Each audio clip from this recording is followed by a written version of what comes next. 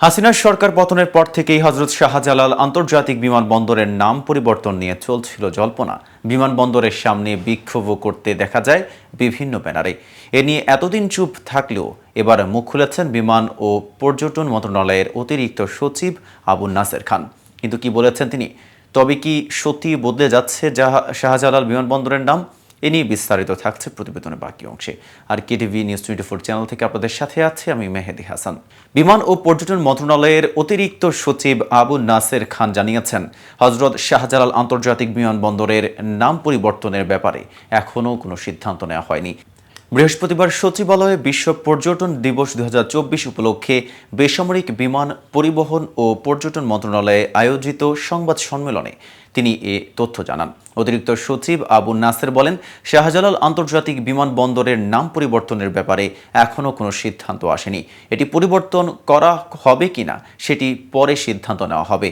তিনি আরও জানান, থার্ড টার্মিনালের কাজ ৯৮% সম্পন্ন হয়েছে, আর থার্ড টার্মিনালটি উদ্বোধনে আরও ৬ মাস সময় লাগবে।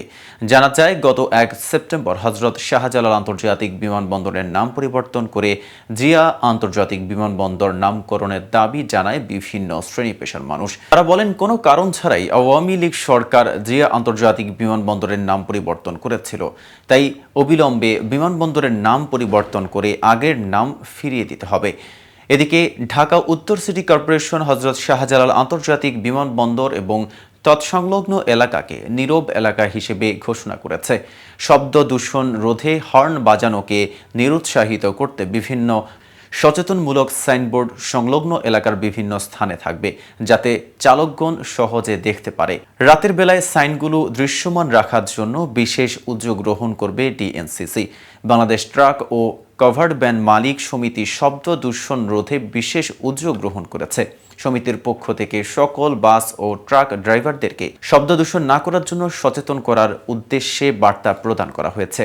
পাশাপাশি সংশ্লিষ্ট টার্মিনালগুলোতে শব্দ দূষণ বিষয়ে সচেতনতা বৃদ্ধির লক্ষ্যে বিভিন্ন লিফলেট বিতরণ করা হবে। এর মাধ্যমে ট্রাক ও বাস চালকদের মধ্যে শব্দ দূষণ সম্পর্কে সচেতনতা সৃষ্টি করা হবে, যা পরিবেশ সুরক্ষায় গুরুত্বপূর্ণ ভূমিকা রাখবে। পরিবেশ অধিদপ্তর বিমানবন্দর এলাকায় যানবাহনের হর্ন বন্ধে জনসচেতনতা বৃদ্ধি এবং জনগণকে শব্দ দূষণ হ্রাসে সক্রিয় ভূমিকা পালনের উৎসাহিত করার লক্ষ্যে প্রচার কার্যক্রম পরিচালনা করবে। এর অংশ হিসেবে একাধিক জাতীয় পত্রিকায় গণবিজ্ঞপ্তি প্রকাশ, টেলিভিশনে স্ক্রল ও টিভিসি প্রচার এবং নির্ধারিত এলাকায় লিফলেট বিতরণের ব্যবস্থা নেওয়া হয়েছে। আজ এ পর্যন্তই। নিত্য নতুন সকল আপডেট পেতে কেটিভি নিউজ 24 এর সাথেই থাকুন।